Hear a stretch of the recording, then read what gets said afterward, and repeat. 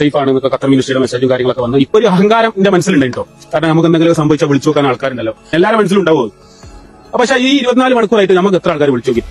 നമ്മൾ വിളിക്കും, ആള് വിളിച്ച് അന്വേഷിക്കും എന്ന് പറയുന്ന ആൾ എന്ന് നമ്മൾ വിശ്വസിക്കുന്ന ആൾക്കാർ ഏകദേശം ഒരു 2-3 ആൾക്കാരെ എനിക്ക് വിളിച്ചിട്ടുള്ളൂ. വേറെ ആരാ മോനെ വിളിക്കേണ്ടത്?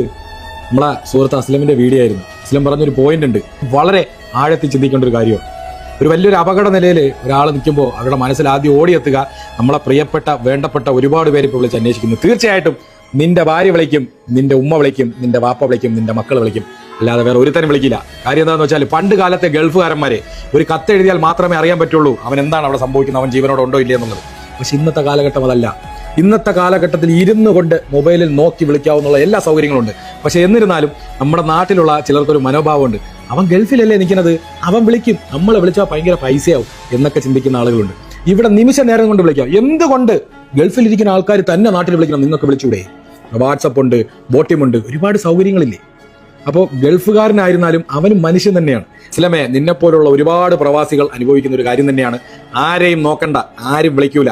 ഇവിടെ പട്ടി പണിയെടുത്ത് ജീവിക്കുന്നു, നമ്മളെ കുടുംബത്തിനെ നോക്കാൻ വേണ്ടി ജീവിക്കുന്നു, നമ്മളങ്ങ് ജീവിക്കുക.